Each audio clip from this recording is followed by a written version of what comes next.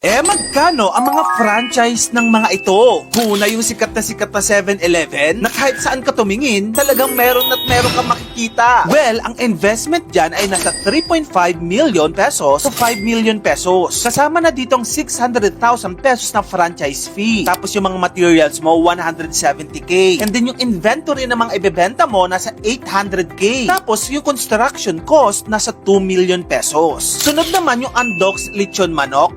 Ano kaya yung franchise? Well, nasa 300,000 pesos kapag take-out store. Kapag with dining naman, 500,000. Pero kung estimated total investment ang pag-uusapan, magtabi ka na ng 2.5 million pesos to 10 million pesos. Ang term niyan, 3 to 5 years. Yan ay ayon sa franchisemarket.ph. Next naman yung Starbucks, ang may tuturing na pinakasikat na coffee shop sa buong Pilipinas. Na talaga namang napakarami lalo na sa mga syudad. Pero ang bad news, hindi open ang Starbucks for franchising. Dahil iisang kumpanya lamang ang pinayagan ng Starbucks na humawak ng license na gumawa ng mga stores dito sa Pilipinas. Ang kumpanyang iyon ay Rostan. At kung gusto mo rin magkaroon ng franchise ng Angel's Burger, pasensya na. Kasi hindi pa open for franchise ang burger chain na ito. Kaya lahat ng Angel stores na nakikita mo sa mga kalye at kanto, iisang pamilya ang may-ari niyan. Next naman, kung gusto mo naman ng Greenwich, well, maghanda ka na ng investment mo na nasa 20 to 25 million pesos. Granting na ang gusto mong ipatay yung Greenwich store ay nasa 180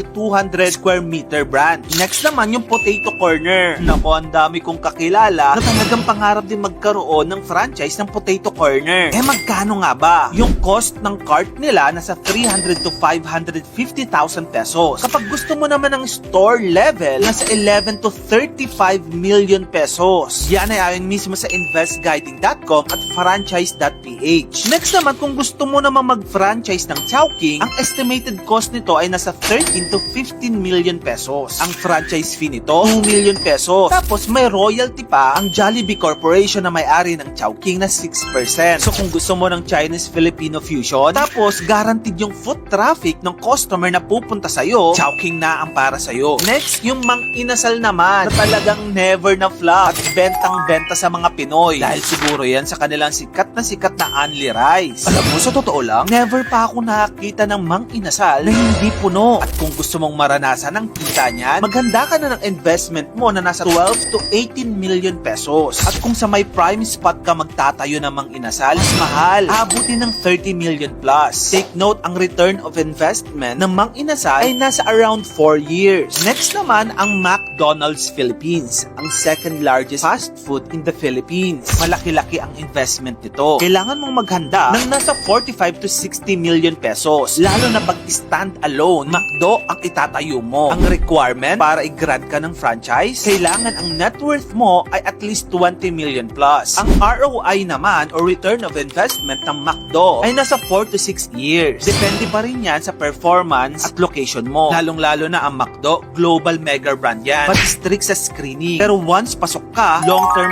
cash machine ang McDo. And of course, Jollibee. Ang total investment dito ay nasa 35 to 55 million pesos. Kasama na dyan ang store, equipment, inventory, training, etc. Ang estimated return of investment ng Jollibee ay nasa 3 to 5 years. Yan ay ayon sa franchise.ph. Hindi lang kasi fast food ang Jollibee. Isa na itong cultural icon dito sa atin at itinuturing na may best ROI potential sa buong listahan. Kaya kung gusto mong magsimula agad na may 1 million pesos lang, Andox or Potato Corner cart ang laban mo. Pero kung handa ka na mag-level up, sobrang dami mo ng pera, aba Jollibee, Mang Inasal, McDo na ang level mo. Pero kung Starbucks ang gusto mo, naku, pasensya muna. Anyway, kung may sapat ka ng pera, akala mo pansit kanto ng hari ng instant noodles? Wait until you meet Indomie, ang OG Noodle King na literal na sinasamba sa ibang bansa. Kung sa Pilipinas ay may Lucky Me Pansit Canton, sa Indonesia may Indomie. At grabe, ibang klase ang impluwensya nito. Imaginein mo ha, sa Nigeria pa lang, isang mahirap na bansa sa Africa, mahigit 4.5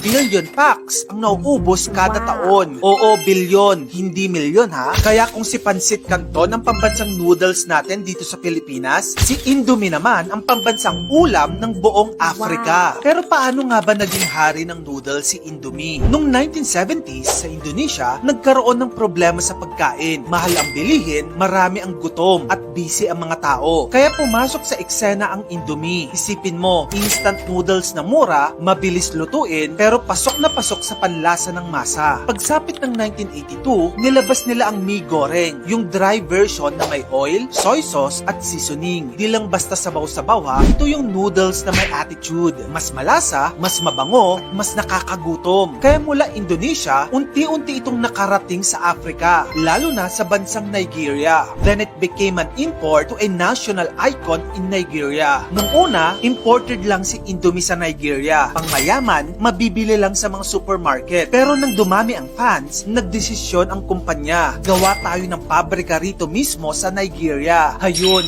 boom! Nagbago ang lahat. Wala nang import tax, mas mura at mas mabilis ang production. Kasi syempre, may twist sila. Mas maanghang, mas flavorful, at mas dumami ang version gaya ng onion chicken, pepper chicken, at jollof inspired. Para bang ginawa nilang pansit canton na may African version. At nung mga panahon na yon, hindi lang nila ito basta binenta. Sinakop nila ang buong bansa. May Indomie sa tindahan, sa kanto, sa mga karinderya, sa sidewalk, at pati sa mga dorm. Kahit saan ka tumingin, may Indomie. Syempre, tinarget nila ang mga kabataan. Nagpa-contest sa mga school, nagpa-event, nagpatugtog sa radyo, hanggang sa naging bahagi na ng kanilang kultura. Sabi nga nila, kung di ka pa marunong magluto, Indomie muna. Literal, ito yung unang dish na natutunan ng isang buong henerasyon. Ang Indomie din, masasabi mong gawang lokal, lasang pang international. Hindi sila nakontento sa import. Nagpatayo sila ng sariling seasoning plants, packaging factories, at flour mills. Kaya naman kapag ang problema walang supplier, no problem. Sila na mismo ang gumagawa ng lahat. Kaya tuloy-tuloy ang supply kahit brownout, baha, o may krisis. Dahil dito, hindi lang sila brand, naging industrial legend na sila ng bansang Nigeria. By 2026, si Nigeria ay nasa top